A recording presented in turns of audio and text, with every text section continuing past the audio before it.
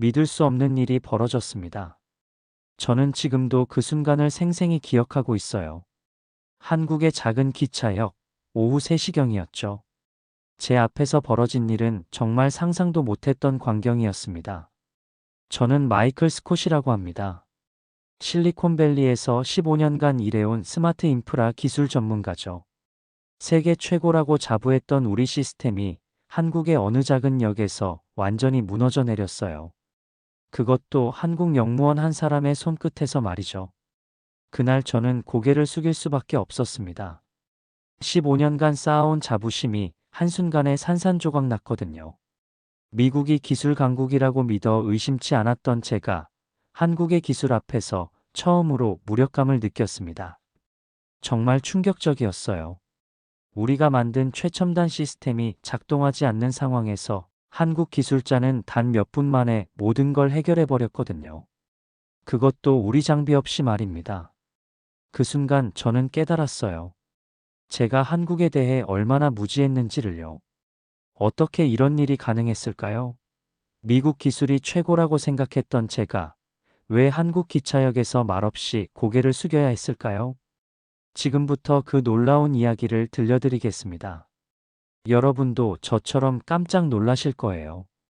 그날의 경험은 제 인생을 완전히 바꿔놓았습니다. 한국이라는 나라에 대한 제 편견과 오만함을 완전히 무너뜨렸거든요. 이제야 알겠어요. 미국, 정말 모르면 손해였습니다. 저는 실리콘밸리의 스마트 인프라테크라는 스타트업에서 부사장으로 일하고 있습니다. 우리 회사는 도시 통합 관리 시스템, 무인 교통 제어 플랫폼, 스마트 인프라 자동화 솔루션을 전 세계에 공급하는 기업이에요. 직원만 500명이 넘고 연 매출이 2억 달러에 달하죠. 제가 이 회사에 합류한 건 10년 전입니다. 그때부터 지금까지 한 가지 신념으로 살아왔어요. 미국이 세계 기술을 주도한다는 믿음이었죠. 실제로 우리 제품들은 유럽, 아시아, 남미 곳곳에서 성공을 거뒀거든요. 한국은 솔직히 그냥 고객사 중 하나였습니다. 삼성이나 LG 같은 대기업들이 우리 솔루션을 도입했고 매년 꽤 괜찮은 매출을 올려주는 시장이었어요.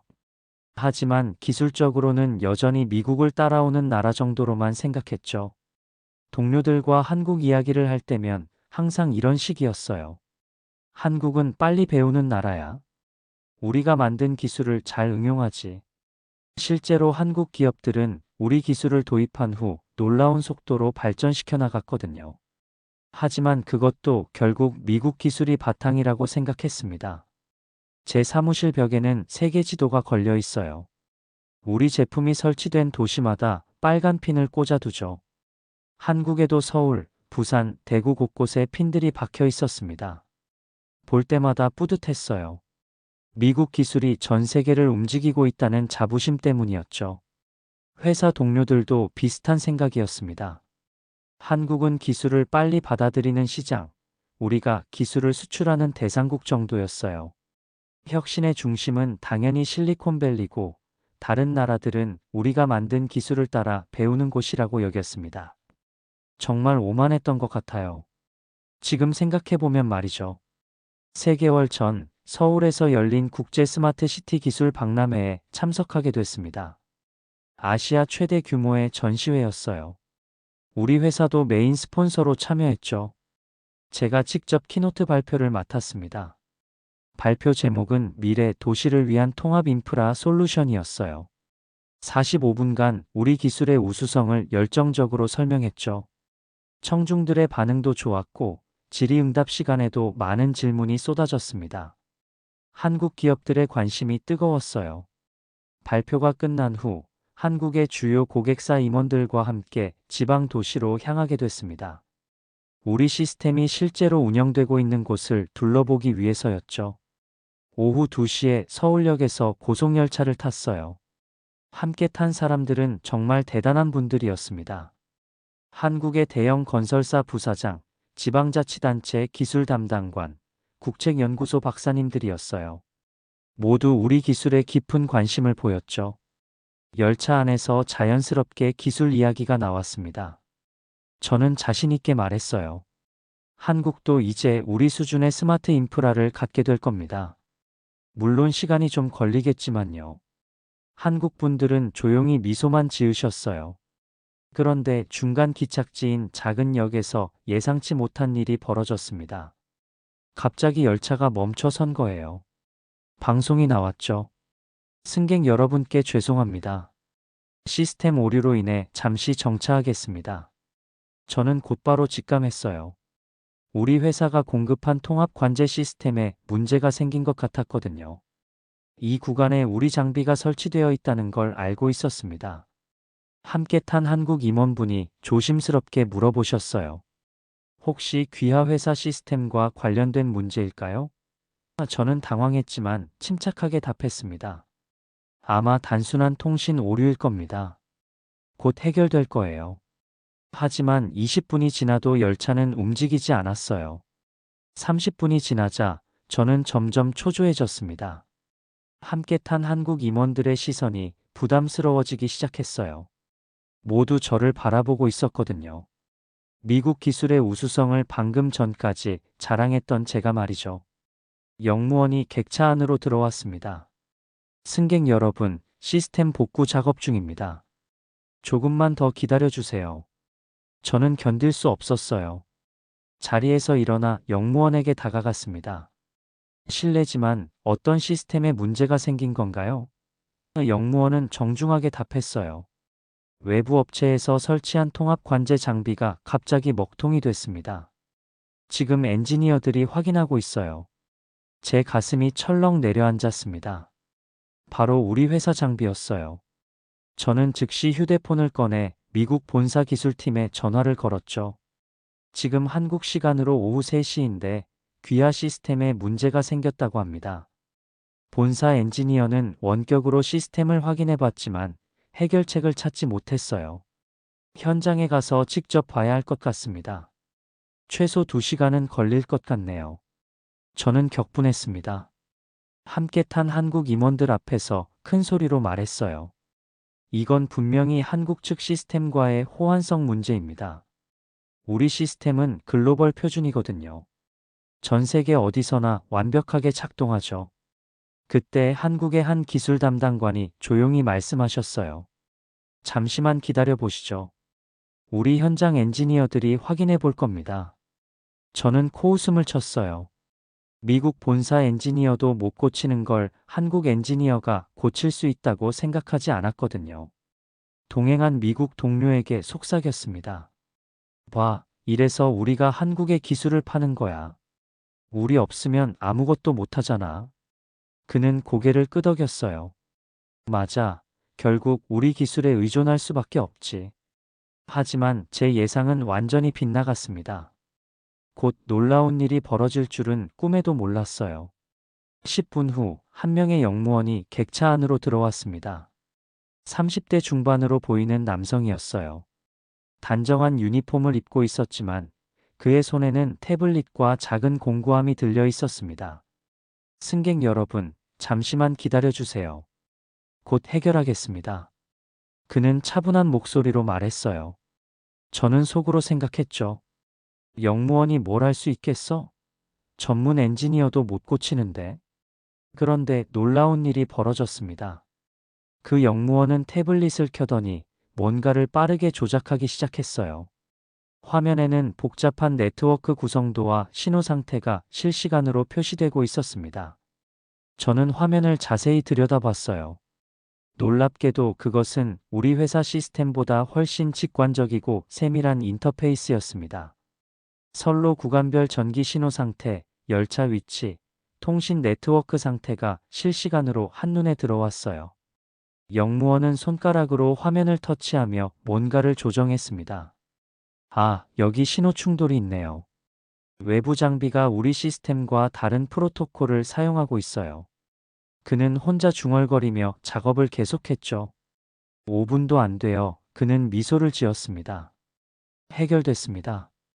그 순간 열차가 부드럽게 움직이기 시작했어요. 정말 믿을 수 없었습니다. 저는 그에게 다가가 물어봤어요. 어떻게 이렇게 빨리 해결할 수 있었나요? 그는 겸손하게 답했습니다. 저희 통합 관제 시스템이 외부 장비와 자동으로 호환될 수 있게 설계되어 있거든요. 실시간으로 프로토콜을 분석해서 적응하죠. 더 놀라운 건 그 다음이었어요. 그 과정에서 사용된 모든 기술이 한국에서 자체 개발한 것이었습니다. 미국 제품이 아닌 순수 한국 기술로 문제를 해결한 거였어요. 그 순간 저는 처음으로 제 자신을 의심했습니다. 정말 미국 기술이 최고일까? 한국이 정말 우리를 따라오는 나라일까? 그날 밤 서울로 돌아온 저는 잠을 이룰 수 없었습니다. 계속해서 그 영무원의 모습이 머릿속에 떠올랐어요. 그의 침착한 손놀림, 완벽한 시스템 이해, 그리고 겸손한 태도까지. 모든 게 충격이었습니다. 다음 날 아침, 저는 개인적으로 한국철도공사의 통합관제센터를 방문하고 싶다고 요청했어요. 함께 왔던 한국 임원분이 흔쾌히 안내해 주셨죠. 서울 중심가에 위치한 관제센터에 들어서는 순간, 저는 또 한 번 놀랐습니다. 벽면을 가득 채운 대형 모니터들, 실시간으로 움직이는 수백 개의 열차 위치, 그리고 그 모든 걸 조율하는 엔지니어들의 모습이 정말 인상적이었어요. 관제센터장이 직접 설명해 주셨습니다. 저희 시스템은 인공지능 기반으로 운영됩니다. 하루 평균 4,000편의 열차를 관리하죠. 99.9% 정시 운행률을 유지하고 있어요. 더 놀라운 건 그들의 철학이었습니다. 기술은 사람을 위한 도구여야 한다고 생각합니다. 아무리 첨단 기술이라도 사람이 이해하고 조작할 수 없다면 의미가 없어요. 저는 우리 회사 시스템과 비교해 봤어요. 우리는 기술의 복잡성을 자랑처럼 여겼는데 한국은 기술의 단순함과 직관성을 추구하고 있었습니다. 같은 목표를 향해 완전히 다른 접근을 하고 있었어요. 점심시간에 한 엔지니어와 개인적으로 이야기할 기회가 있었습니다. 김민수라는 30대 초반의 젊은 엔지니어였어요. 저희는 항상 승객의 입장에서 생각해요. 기술이 아무리 뛰어나도 승객이 불편하면 실패한 기술이죠. 그의 말이 제 가슴에 와닿았습니다. 미국에서는 기술 자체의 우수성에만 집중했는데 한국은 기술과 사람의 조화를 고민하고 있었어요. 관제센터를 나오면서 저는 깨달았습니다. 한국이 단순히 미국 기술을 따라하는 나라가 아니라는 걸 말이죠.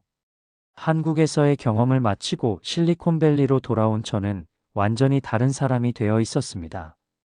동료들이 물어봤어요. 한국 출장 어땠어? 계약 잘 성사됐지? 저는 복잡한 심정으로 답했죠. 생각보다 훨씬 대단한 나라더군요. 일주일 후, 저는 회사 임원진 앞에서 특별 발표를 했습니다. 제목은 한국에서 배운 기술의 진정한 의미였어요. 회의실에는 CEO를 비롯해 모든 부서장들이 참석했습니다. 여러분, 저는 한국에서 충격적인 경험을 했습니다. 저는 그날의 일을 생생하게 들려줬어요. 우리 시스템이 먹통이 됐을 때 한국 영무원이 단 몇 분 만에 해결한 이야기를 말이죠. 처음에는 다들 믿지 않는 표정이었어요. 그럴 리가 없어. 우리 시스템이 그렇게 약할까? 하지만 저는 계속 설명했습니다. 한국의 기술 철학, 사용자 중심의 접근법, 그리고 끊임없는 혁신 의지까지. 우리는 지금까지 기술을 팔 생각만 했습니다. 하지만 한국은 기술을 통해 사람들의 삶을 설계하고 있었어요. 우리가 복잡하게 만든 시스템을 그들은 더 간단하고 효율적으로 만들어냈습니다. CTO가 날카롭게 물어봤어요. 그래서 어떻게 하자는 거야? 저는 준비한 제안서를 꺼냈습니다. 한국과 기술 파트너십을 맺어야 합니다. 일방적으로 파는 관계가 아니라 함께 배우고 성장하는 관계로 말이죠. CEO는 한참 생각하더니 말했어요. 흥미롭군. 구체적인 계획을 세워봐. 그날부터 저는 한국과의 새로운 협력 방안을 연구하기 시작했습니다. 3개월 후, 우리 회사는 한국의 기술 기업과 공동 연구개발 협약을 체결했어요. 단순한 수출입이 아닌 진정한 기술 파트너십이었습니다. 이제 1년이 지났습니다. 우리 회사는 완전히 달라졌어요. 한국과의 협력을 통해 개발한 새로운 시스템은 기존 제품보다 30%더 효율적이고 사용자 만족도는 50% 향상됐습니다. 저는 이제 한국을 작은 시장이라고 부르지 않아요. 대신 배움의 나라라고 부르죠. 실제로 저는 한 달에 한 번씩 한국을 방문합니다. 새로운 기술 트렌드를 배우기 위해서예요. 한국의 기술자들과 함께 일하면서 깨달은 게 있어요. 기술의 핵심은 복잡함이 아니라 단순함이라는 것, 그리고 최고의 기술은 사람을 위한 기술이라는 것 말이죠. 회사 동료들도 변했습니다. 이제는 한국에서 이런 기술이 나왔는데 우리도 배워볼까? 라는 말을 자주 해요. 예전의 오만함은 완전히 사라졌죠. 제 사무실 벽의 세계 지도도 바뀌었어요. 이제는 우리가 기술을 수출하는 곳과 함께 배우는 곳을 다른 색깔로 표시하고 있습니다. 한국은 당연히 파란색, 파트너 국가예요. 최근에 신입사원 오리엔테이션에서 이런 말을 했어요. 여러분, 미국이 기술 강국인 건 맞습니다.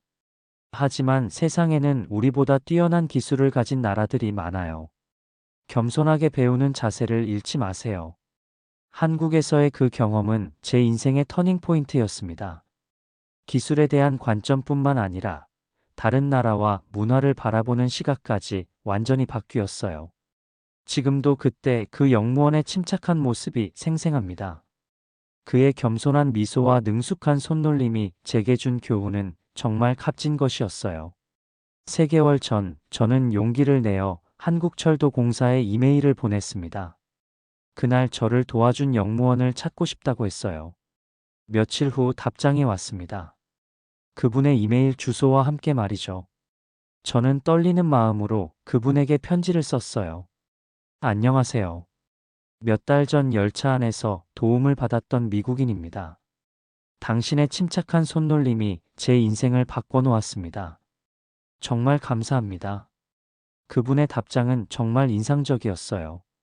길지 않았지만 깊은 울림이 있었습니다. 기술은 사람을 위한 도구니까요. 당연한 일을 했을 뿐입니다.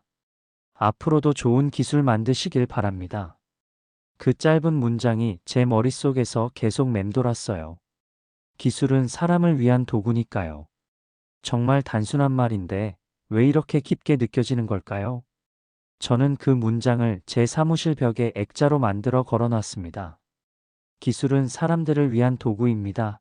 매일 출근할 때마다 그 문장을 보며 초심을 다집니다. 최근에는 미국의 다른 기술 기업들에서도 한국 기술에 관심을 보이고 있어요. 제가 강연에서 한국 이야기를 할 때마다 많은 사람들이 놀라워하거든요. 한 달 전에는 스탠포드 대학교에서 특강을 했습니다. 제목은 실리콘밸리가 한국에서 배운 것들이었어요. 200명이 넘는 청중이 몰렸고 질의응답 시간에는 한국 기술에 대한 질문이 쏟아졌습니다. 학생 중 한 명이 이런 질문을 했어요. 그럼 이제 한국이 미국보다 기술이 앞선 건가요? 저는 이렇게 답했습니다. 앞서고 뒤서고의 문제가 아니에요. 서로 다른 철학으로 기술을 바라보는 거죠. 그날의 강연 영상은 유튜브에서 100만 뷰를 넘었어요. 여러분, 혹시 아직도 미국이 모든 기술 분야에서 최고라고 생각하시나요? 저도 1년 전까지는 그렇게 생각했어요. 하지만 한국에서의 경험을 통해 깨달았습니다. 세상은 우리가 생각하는 것보다 훨씬 넓고 배울 것들이 정말 많다는 걸 말이죠. 한국의 기술력은 정말 놀라웠어요. 고속철도 시스템의 정시 운행률 99.9%, 세계에서 가장 빠른 인터넷 속도, 그리고 무엇보다 사람을 중심에 둔 기술 철학까지 모든 게 인상적이었습니다. 저는 이제 확신을 가지고 말할 수 있어요. 미국만 알고 있으면 정말 손해라는 걸 말이죠. 한국은 이미 많은 분야에서 세계를 이끌어가고 있었습니다. 우리가 모르고 있었을 뿐이에요. 최근에 제 딸에게 이런 말을 했어요. 너는 아빠와 달리 세상을 넓게 보렴. 미국이 최고라는 편견을 갖지 말고 다른 나라들로부터 겸손하게 배우는 자세를 가져라. 딸은 고개를 끄덕이며 알겠어요. 아빠라고 답했어요. 여러분도 기회가 되면 한국을 직접 경험해 보세요. 단순히 관광이 아니라 그들의 기술과 문화를 진지하게 들여다보시길 바랍니다. 분명 저처럼 깜짝 놀라실 거예요. 기술에는 국경이 없습니다. 어느 나라에서 만들어졌든 좋은 기술은 인정하고 배워야 해요. 그게 진정한 글로벌 시대의 마인드가 아닐까요? 제 이야기가 여러분에게 작은 깨달음이라도 드렸기를 바랍니다. 미국도 모르면 손해고 한국도 모르면 손해예요. 아니, 세상 모든 나라가 그런 것 같습니다. 마지막으로 그 영무원분의 말씀을 다시 한번 전해드릴게요. 기술은 사람을 위한 도구니까요. 이 한 문장이 제 인생을 바꿔놓았습니다. 여러분의 마음에도 작은 울림이 되었으면 좋겠어요. 한국은 정말 대단한 나라였습니다. 그리고 앞으로도 계속 그럴 것 같아요. 이 영상이 마음에 드셨다면 좋아요와 구독 부탁드립니다. 여러분의 응원이 더 많은 이야기를 나눌 수 있는 힘이 됩니다. 내일 더 감동적인 이야기로 찾아뵙겠습니다. 감사합니다.